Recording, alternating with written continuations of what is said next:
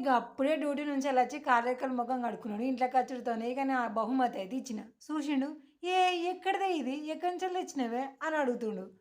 కిచెన్లోకి వెళ్ళి తీసుకొచ్చిన అని అడుగుతూనే, ఓహో నువ్వే తయారు చేసినావా, ఏంది ఇది ఇట్లుంది, దీని పేరేంది, దీని స్పెషల్ ఏంది అని అడిగిండు. నోట్లో పెట్టిండా, కథం స్టన్ అయిపోయిండు. ఇక మాట లేదు ముచ్చట్లేదు, లటాలట లటాలట లటాలట తినుడే తినుడు తినేదే తినుడు. ఇక అంత బాగా నచ్చేసింది. ఇంతకీ ఇక నేను తీసుకొచ్చినవి అన్నీ అయితే మాత్రం దవ్వడు కొట్టిండు. ఇక నాకు తినిపిస్తా అంటే నేను తీసుకొచ్చింది ఆయన కోసం, మళ్ళీ నాకెందుకు, ఆయన తింటూ ఉంటే వచ్చే స్వీట్ వాసనకే నాకు కడుపు నిండుతుంది. ఇక స్పెషల్గా వద్దురా దేవుడు అనుడితోనే ఇక సప్పుడు సరి చేయకుండా ఇక నేను తీసుకొచ్చినవి అన్నీ గమ్ము అని తిన్నాడు, సప్పుడే కూకున్నాడు. ఇంతకీ నేను వేసుకొచ్చినవి ఏంటో తెలుసా? మరి వీడియోని ఒకసారి లైక్ షేర్ చేయాలి చెప్తా కానీ చేసిల్లు కదా. ఇక గివ్వే మొన్న చూసిల్లు కదా ఒక వీడియోలో బియ్యం రవ్వతోని నేను చేసిన రసగుల్లలు, గవ్వే ఇవి. కాకపోతే ఎప్పటికొకటే తిరగ చేస్తే మంచిగా ఉంటాయి కదా. మొన్న చేసినవి మొత్తం కూడా నా టేస్టుల కోసమే అదోసారి ఇదొకటి అదొకటి తినేసరికి అయిపోయినాయి.